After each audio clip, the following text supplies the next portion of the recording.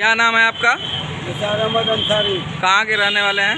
औरंगाबाद। क्या कह रहे हैं आप, मतलब आप इस इलेक्शन में अब्बास अंसारी और दूसरी तरफ भीम राजभर और बहुत सारे लोग लड़ रहे हैं, तो क्या समझते हैं आज इस बार कौन कामयाब होगा?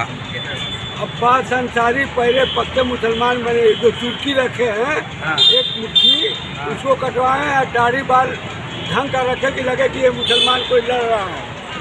क्यों, आपको मुसलमान नहीं लग रहे हैं वो? नहीं, मुझे तो नहीं लग रहा है। कितना जैसी चुटकी पीछे मैंने देखा उसी वक्त तो मेरा दिमाग खराब हो गया।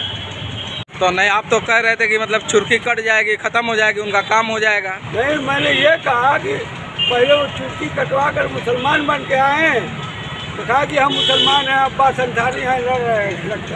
मतलब वो मुसलमान बन के आएंगे, अभी आपको मुसलमान नहीं लग रहे हैं ना? तो यानी वो चुटकी कटवा लेंगे, वो बाल जो बाल बड़ा रखे हैं उसे को चुटकी कर रहे हैं। शक्ल बना के आए कि हाँ। तब उसके बाद आप वोट करेंगे? अवैसी साहब हैं, लगता है कि एक मुसलमान की क़यादत कर रहा है, उस तरीके से आकर मुसलमान के बीच में क़यादत करे।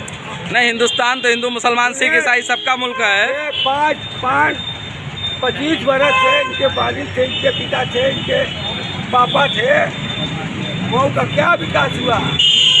अरे जब इलेक्शन आता है 1 महीना पहले तो वो रोड पर गाड़ी इनकी दिखाई देने लगती, उसके बाद मऊ में जो कुछ होता है यहाँ के लोकल लोग ही खड़े होते हैं, उनका कहीं आता पता नहीं लगता। मऊ की जनता अभी तक उनको मसीहा क्यों मानती है? कौन मानता है? मऊ की जनता मानती है। मानता होगा जो पैसा पाता होगा, जेब में उनके जाता होगा, वो मसीहा मानता है। मसीहा इस बार क्या माहौल है? हमारा मसीहा ऊपर बैठा है, ठीक है।